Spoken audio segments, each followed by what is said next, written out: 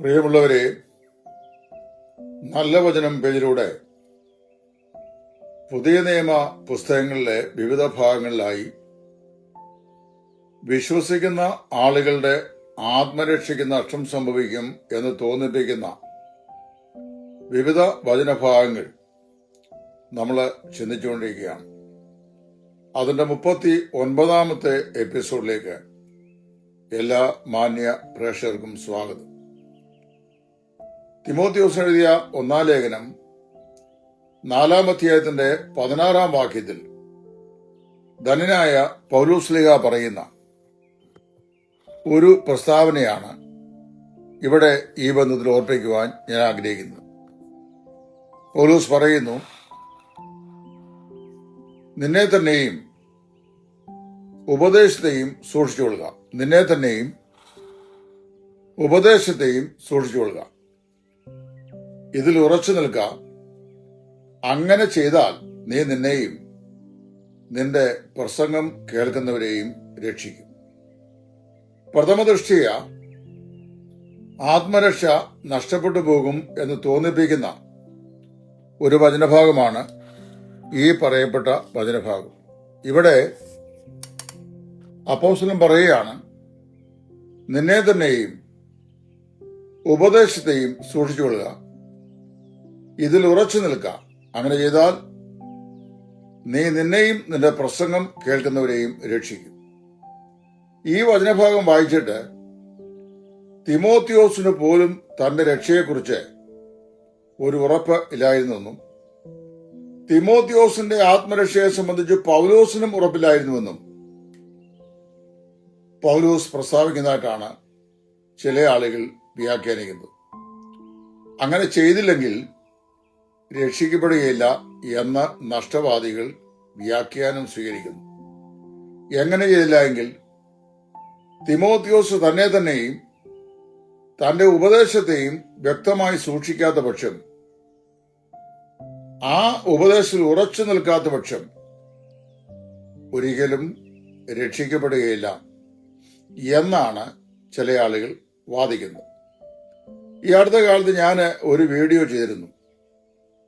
ഒരു ബിഷപ്പ് ശാമുവേൽ അദ്ദേഹം ചെയ്ത ഒരു വീഡിയോ, യോഹന്നാന്റെ സുവിശേഷം 3:16 വാക്യത്തിന് അതിന്റെ ഒറിജിനൽ ഗ്രീക്ക് സ്ക്രിപ്റ്റിൽ ഈ വിശ്വാസത്തിൽ ഇന്നയോളം നിലനിൽക്കുന്ന ആളുകൾ അവർ നിത്യജീവനെ പ്രാപിക്കും എന്നാണ് എന്റെ റൂട്ട് പദത്തിൽ വെച്ചിരിക്കുന്നത് എന്ന് പറഞ്ഞ് അദ്ദേഹം വളരെ വിശദമായി ഒരു വീഡിയോ നൽകി. അതിന് ഞാനൊരു മറുപടി നൽകിയിരുന്നു. വാസ്തവത്തിൽ അത് അങ്ങനെയല്ല. തന്റെ ഏകജാതനായ പുത്രനിൽ വിശ്വസിക്കുന്ന ഏവനും നശിച്ചു പോകാതെ നിത്യജീവൻ പ്രാപിക്കേണ്ടതിന് ദൈവം അവനെ നൽകുവാൻ തക്കോണം ലോകത്തെ സ്നേഹിച്ചു എന്നാണ് ക്രിസ്തു പറഞ്ഞത്. ദൈവം മനുഷ്യന്റെ രക്ഷയ്ക്ക് വേണ്ടി അയച്ചു തന്ന ദൈവപുത്രനായ യേശു ക്രിസ്തു എന്റെ പാപങ്ങൾക്ക് വേണ്ടിയാണ് ക്രൂശിന്മേൽ മരിച്ചതെന്ന് ഞാൻ വിശ്വസിക്കുന്ന ആ നിമിഷത്തിൽ തന്നെ ഞാൻ രക്ഷിക്കപ്പെടുന്നു. അല്ലാതെ ആ വിശ്വാസത്തിൽ ഇങ്ങനെ തുടർമാനമായി തുടർന്ന് ഇതിനിടയ്ക്ക് എവിടെ വെച്ചെങ്കിലും ഒരു പാളിച്ച സംഭവിച്ചാൽ ഉടനെ നഷ്ടപ്പെട്ടു പോകുന്ന രക്ഷയാണ് എന്ന് തോന്നിപ്പിക്കത്തക്ക നിലയിലാണ് ഈ ബിഷപ്പ് ശാമുവേൽ അദ്ദേഹത്തിന്റെ ഗ്രീക്ക് പാണ്ഡിത്യം കൊണ്ട് ആ വാക്യത്തിന് വ്യാഖ്യാനം നൽകിയത്. അതുപോലെയാണ് രക്ഷാനഷ്ടവാദികളായ ആളുകൾ തിമോത്തിയോസിന്റെ 1-ാം ലേഖനം 4:16 നിന്നെ തന്നെയും ഉപദേശത്തെയും സൂക്ഷിച്ചുകൊള്ളുക, അതിൽ ഉറച്ചു നിൽക്കുക. അങ്ങനെ ചെയ്താൽ നീ നിന്നെ തന്നെയും നിന്റെ പ്രസംഗം കേൾക്കുന്നവരെയും രക്ഷിക്കും എന്നുള്ള വചനഭാഗവും ചിലർ വ്യാഖ്യാനിക്കുന്നു. ഉപദേഷ്ടാവും ശുശ്രൂഷകനുമായ ആളായിരുന്നല്ലോ തിമോത്തിയോസ്. അദ്ദേഹം രക്ഷിക്കപ്പെടാത്ത ആളായിരുന്നു എന്നാണോ വേദപുസ്തകം വായിക്കുന്ന ഞാൻ നിങ്ങളും പഠിക്കേണ്ടത്? തിമോത്തിയോസ് എഫേസോസ് സഭയിൽ വെച്ച് പൗലോസ് അവനെ കാണുകയും അവിടെ വെച്ച് അവൻ കർത്താവിലേക്ക് വരികയും പൗലോസ് അവനെ ആ സ്ഥലസഭയിൽ കുറെ കാലം സഭയുടെ അകത്ത് അവൻ ആവശ്യമായിരുന്ന പരിശീലനം ലഭിക്കുന്നതിനായി അവനെ വിട്ടേച്ചു പോവുകയുമാണ് ചെയ്തത്. അദ്ദേഹം പിന്നീട് എഫേസോസ് സഭയുടെ ശുശ്രൂഷകനായി നിയോഗിക്കപ്പെട്ടു. അങ്ങനെ നിയോഗിക്കപ്പെട്ട ഈ തിമോത്തിയോസ് നിശ്ചയമായും വീണ്ടും ജന്മം പ്രാപിച്ച ഒരു ദൈവവേദലാണ്. രക്ഷ എന്ന് പറയുന്ന ആ നല്ല ഉപനിധി കർത്താവിൽ നിന്ന് ഏറ്റുവാങ്ങിയ ആളാണ്. പൗലോസ് അവനെ അത് ഏൽപ്പിക്കുകയും ചെയ്തു. അങ്ങനെ വളരെ പക്വത പ്രാപിച്ച ഒരു ആത്മീക ശുശ്രൂഷകനായി തിമോത്തിയോസ് വെളിപ്പെട്ടു വന്നപ്പോൾ കാലാന്തരത്തിൽ പൗലോസ് അദ്ദേഹത്തെ എഫേസോസിലെ സഭയുടെ മൂപ്പനും സുവിശേഷകനുമായി നിയോഗിച്ചു. അങ്ങനെ നിയോഗിക്കപ്പെട്ട ഒരു വ്യക്തി രക്ഷിക്കപ്പെട്ട ആളല്ല എന്നാണോ ഈ നഷ്ടവാദികൾ ചിന്തിക്കുന്നത്? അങ്ങനെയാണെങ്കിൽ രക്ഷിക്കപ്പെടാത്ത ഒരാളെ ഒരു പ്രാദേശിക സഭയുടെ സഭാ ശുശ്രൂഷകനായി പൗലോസ് നിയോഗിച്ചു എന്ന് പറഞ്ഞു കഴിഞ്ഞാൽ അത് അക്ഷന്തവ്യമായിരിക്കുന്ന ഒരു അപരാധമാണ്. പൗലോസ് ഒരിക്കലും അങ്ങനെ ചെയ്യില്ല.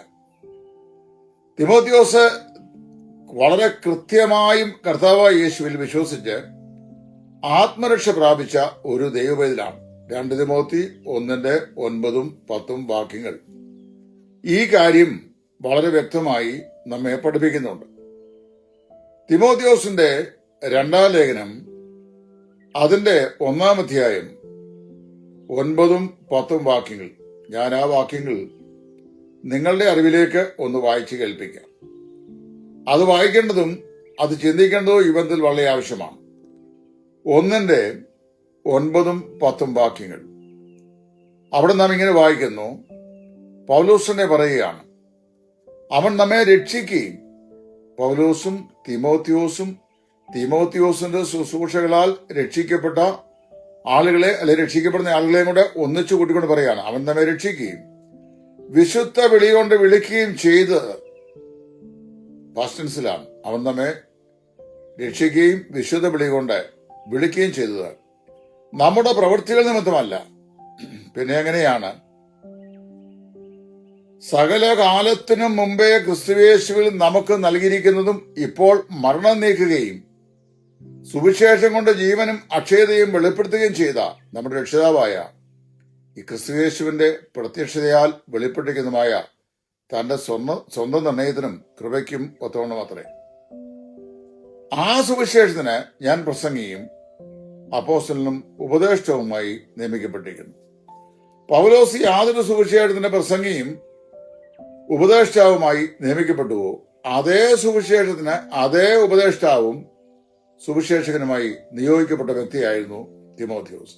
ചുരുക്കത്തിൽ പറഞ്ഞു കഴിഞ്ഞാൽ തിമോത്തിയോസ് രക്ഷിക്കപ്പെട്ടവനും പ്രത്യാശയുള്ളവനും സുവിശേഷത്തിന്റെ അക്ഷയതയാൽ വീണ്ടെടുക്കപ്പെട്ടവനുമായ ഒരു വ്യക്തി ആയിരുന്നു. അങ്ങനെ വരുമ്പോൾ ഇവിടെ പറയപ്പെടുന്ന ഈ വാക്യത്തിന്റെ പ്രമേയം ആത്മരക്ഷ അല്ല എന്ന് വളരെ വ്യക്തമായി നമ്മൾ മനസ്സിലാക്കണം. താൻ നല്ല ശുശ്രൂഷകനാകുന്നതിനായി ക്രിസ്തുയേശുവിന്റെ നല്ല ഭടനായി നീയും കഷ്ടം സഹിക്കുക എന്ന് പൗലോസ് അവനോട് പറയുന്നു. ദൈവത്തിന് ഉത്തമനായ ഒരു ശുശ്രൂഷകനായി, നല്ലവനായ ഒരു ശുശ്രൂഷകനായി തിമോത്തിയോസ് പരിശോഭിക്കണം എന്നുള്ളതാണ് പൗലോസിന്റെ മനസ്സിലെ ആഗ്രഹം.